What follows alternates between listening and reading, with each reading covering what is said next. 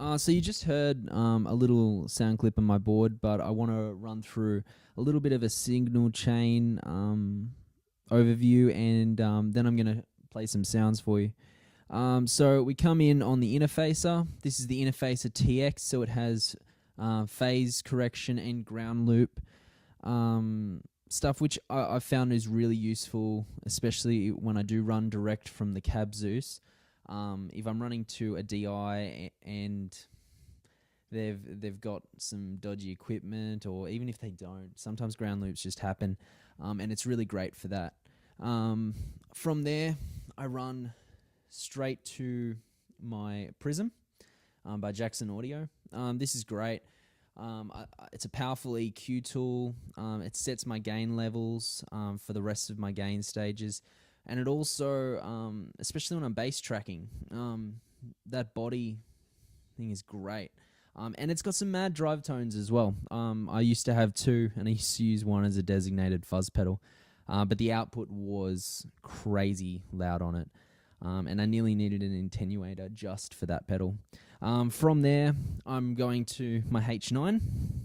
And this is really cool thing about H9 is that you can have two independent sort of routings on the pedal and then switch internally via MIDI or per preset.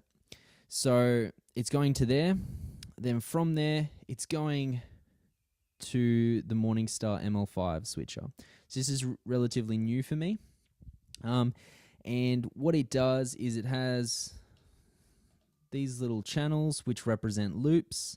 And it's fantastic. It's a great pedal, and it's reduced a lot of sort of potential things to weaken my chain, but it also has allowed me a lot of flexibility and quick changes. The ML5 is controlled by my MIDI controller over here. This is a version 1 Morningstar MC6. They've just brought out a version 2. Which I believe is just as awesome, if not more. So from there, I have 5 loops. Loop 1 is my luminary. I really like octaves first in the chain. I find them just that little bit more clean. And also, aside from that, I like the tracking to be on point, and I find if it's first in the chain, then I'm going to get that. Second is my flanger by Chase Bliss Audio. It's the Spectre. It's been discontinued, and this is the Blue Knob mod, so it's a little bit more low noise, which is great. And I was really sad that this was discontinued because it's a fantastic pedal. There's a lot of awesome got an outer-worldly kind of sounds. It's not a traditional flanger. It's not going to flange like your traditional jet-sounding flanger. It's just a weird concept of a pedal, but it's great. And I really love it, but it really doesn't like sort of being after gain stages. I find it kind of dominates too much. So for subtlety's sake, it's second in the chain. From there, in channel C, is my Titan 2. Fantastic fuzz pedal by Spaceman Effects. It's so dynamic, so great. Really love it. From there into channel D, which is my Condor and Brothers, and that's remotely controlled via MIDI rather than the Morningstar by the Faves. And then in channel E, my Warped Vinyl. Why I had that there is that it's a combination pedal for me. I often have it in combination with a gain stage or an octave or something like that. It's a pedal that I often stack, so for me it made sense. From there, I'm going to my tonal recall, which is going out of the Morningstar to the tonal recall, and I'm bypassing that via MIDI. So I'm still not tapping that, other than to access the hold function, which does like anything I program within the ramping. But generally oscillations, I really like having that trailing oscillation effect. From there, I'm going into the Spaceman Effects Orion. This is an analog spring verb, and it's fantastic. It's like my secret weapon. It'll never leave my board. It costs a lot, but it's so worth it. And yeah, it's a great pedal. From there, I'm going into the Gravitas analog tremolo. Again, I'm controlling that via MIDI, and I use the harmonic trem a ton. That's kind of my go-to for that. From there, I'm going into the H9 again, and this is that second loop that I was talking about, which is post gain, and I'm running a ton of verbs, weird, glitchy, kind of ambient sounds, sort of anything that's kind of wet that needs to be after my gain stages, it does, and it's fantastic. And I'm also accessing a tuner via the MIDI controller as well. And then from there, it's going to the Brigadier, where it's splitting stereo into my Cab Zeus, and I use the Brigadier for slapback, and yeah, it's a great pedal. It cleans up really well, and you know, it can do the digital thing, but it can also do a really good analog impression as well. Okay, so I've run through my signal chain. Now I'm going to just explain to you the recording setup that I've got today. It's very similar to what I normally do for all my videos, with this slight exception that I'm not running stereo today due to the fact of having to run this mic as well. So I'm running everything into the Cab Zeus, which is then getting summed into the interfacer. From there, going into the Ditto times 4, into an interface, into Logic. Now the Cab Zeus itself is running a stereo doubler and stereo enhancer. Now both those things I use a heap, and they just add a ton of depth, which is fantastic. My general page, as you can see here, I have access to my tuner. You know, it's a great tuner. It takes a little bit of getting used to, but it saves me a little bit of board space and a power outlet. I have my gain stage, MIDI off and on through CC message to my trem and tonal recall.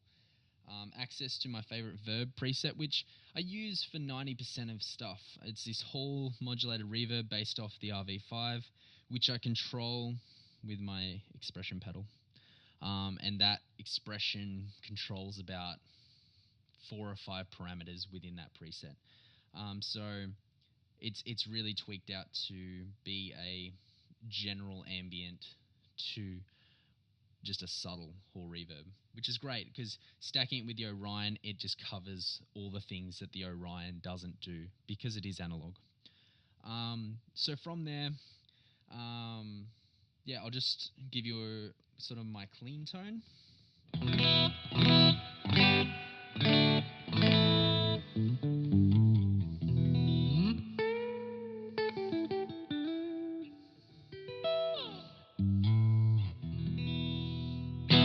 So yeah, that's the Prism, set in the amp mode on a medium gain stage.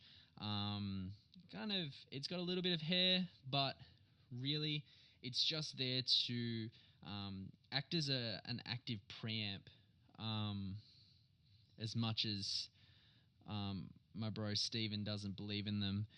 When I run direct, I need to have that to really kind of give an amp-like characteristic when I'm playing, because it changes the feel dramatically, and there's something in the low end frequencies especially that I notice a difference anyway.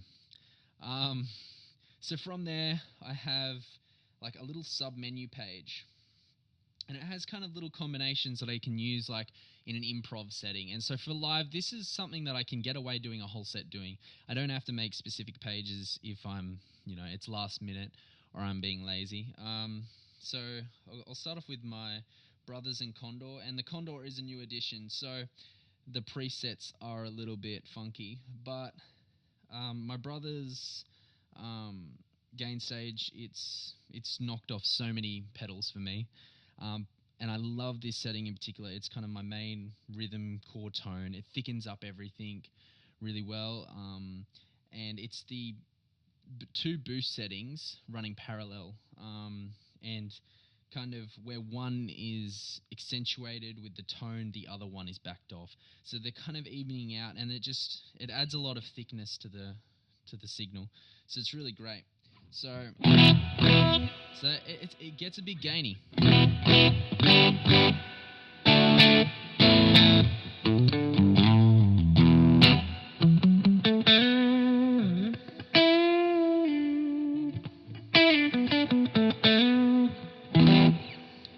then if I back that off a little bit,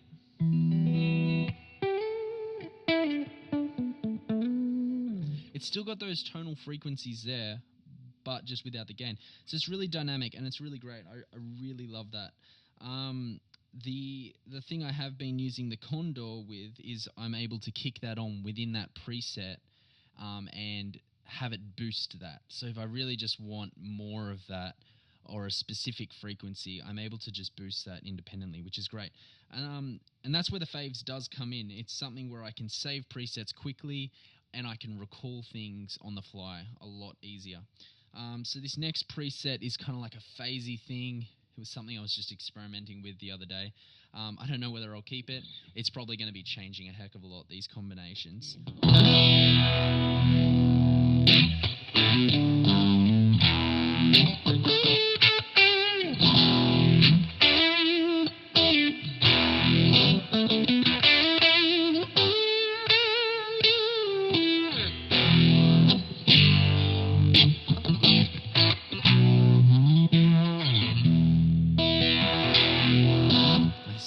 Super vibey. Yeah, and it's got that phasery kind of vibey thing. It's great. And I was just playing around with a fuzz trem the other day, so here's just another sound of that.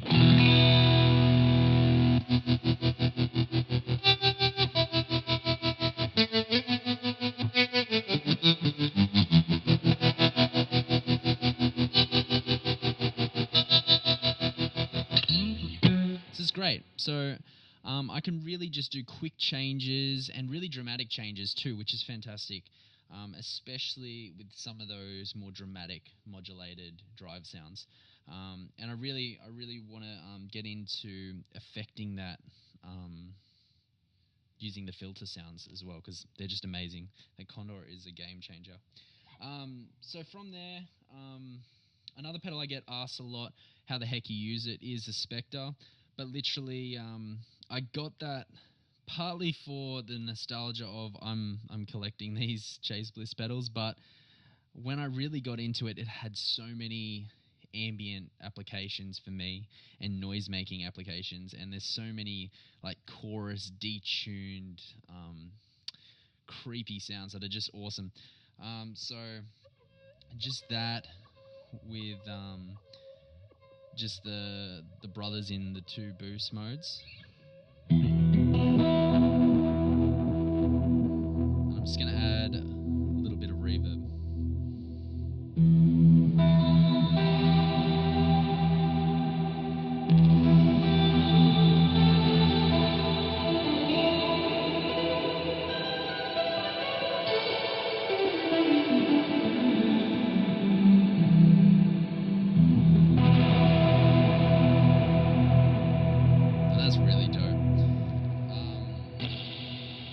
So yeah, and you notice that for that preset, it actually triggered my tonal recall as well.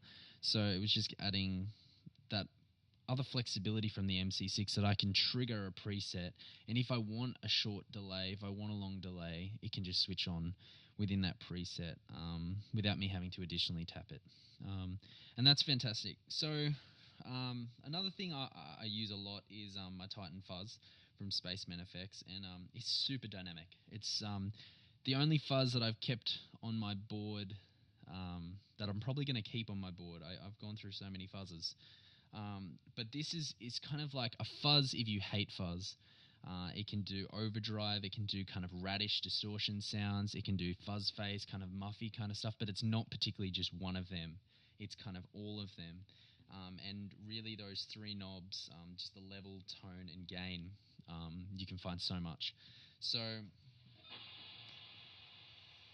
just show you the dialed back tones, and then I'll work my way up. Let's dial back that reverb.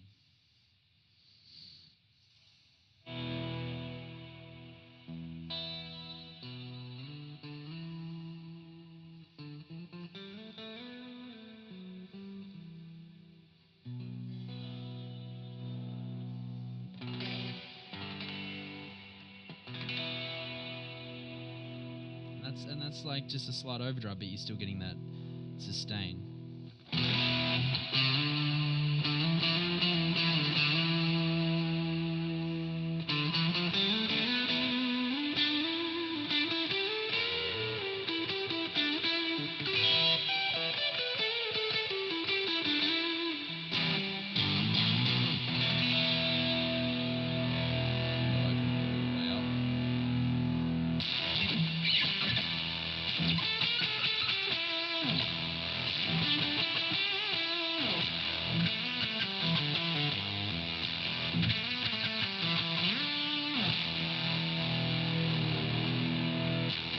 So yeah, it's fantastic, and yeah, it's super dynamic. It's got some great variety within that box, and it's so well built.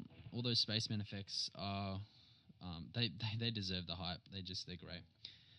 So from there, I'll just give you a quick audio of the Gravitas. It's with a bit of verb.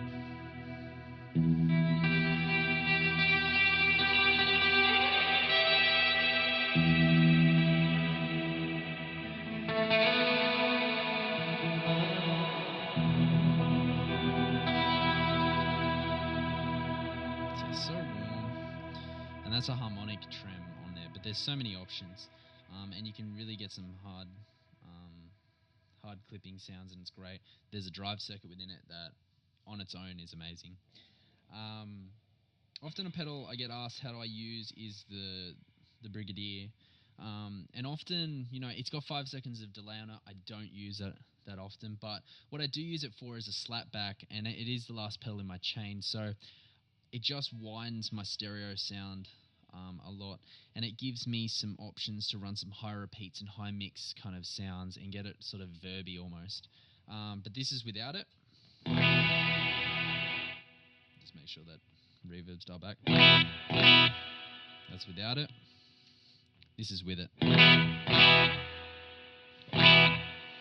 So it's so quick that it's almost not there, but it is thickening. And especially in recording, it is so much more noticeable. It just thickens it up.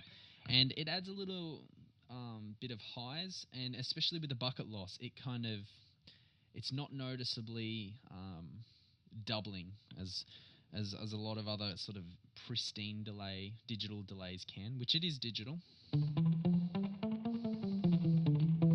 So you can hear it there. It's just after, and it's great. It's a really great pedal. It has some oscillation features which are really nice, and it can really clean up well as a digital delay.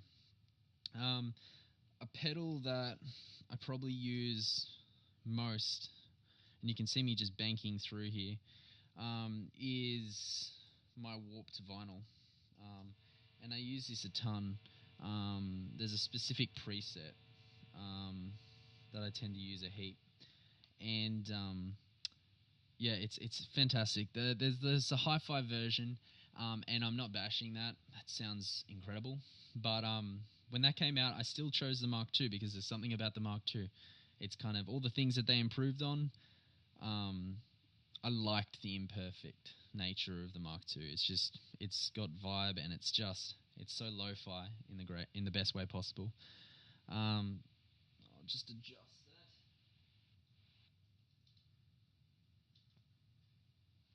So what I did there is I just adjusted the loops, and it just shows you how easy it is. It's literally just tapping that and then syncing it up to the MIDI controller. It's really great.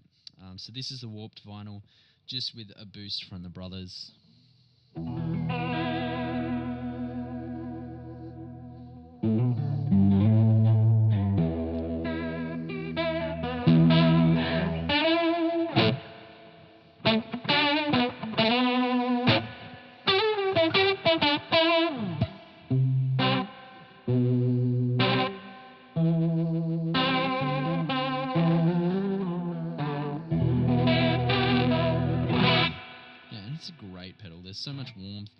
there's so many songs that can be written out of that, and it's just great.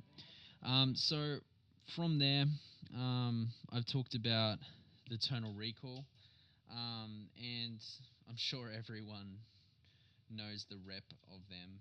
It's a fantastic pedal. But the story behind this one is I had the original tonal recall, and I had some issues with the finish because I'm in Australia, and the humidity killed it. It had some issues within the finish. It sounded amazing, but it was getting beat up, and it looked like it was 10 years old, but it was 6. So I talked to Joel, and the customer service that he showed in that situation was amazing. And that's just a brother's boost again with that.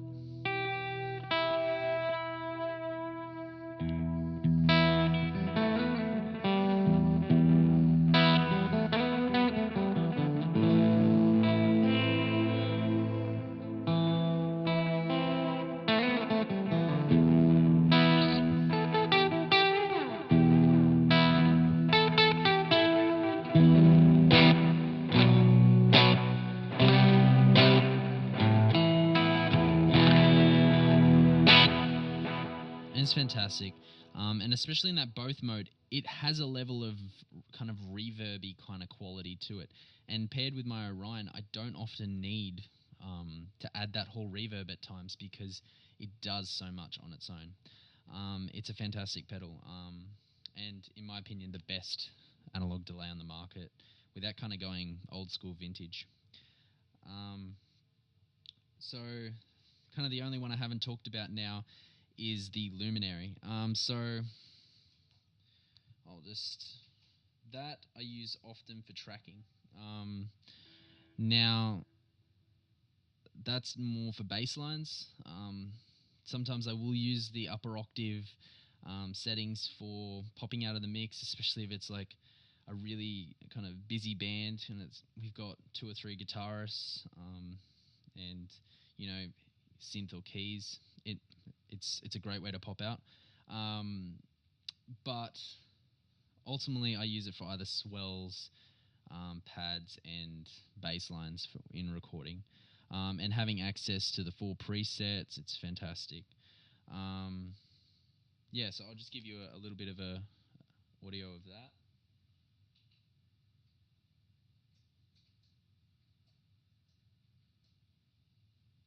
So this is just the upper octave setting. Let's take off that delay.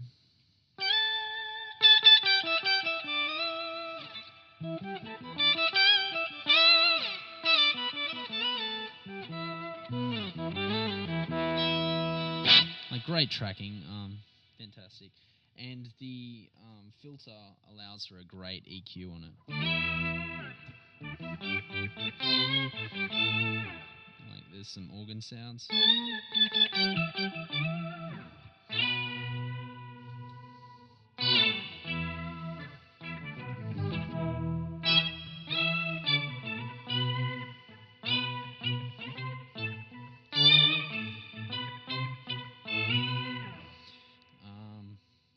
But often my favorite kind of combination is just adding a bit of gain. So I'll just chuck on a little bit of fuzz quickly.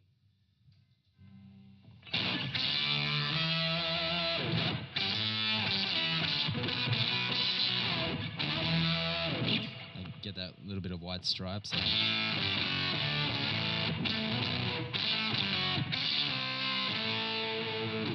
Yeah, I haven't played that in ages. So that's my board. That's kind of how I'm using it. Would love any questions. Just post them in the comments below. Have a good one.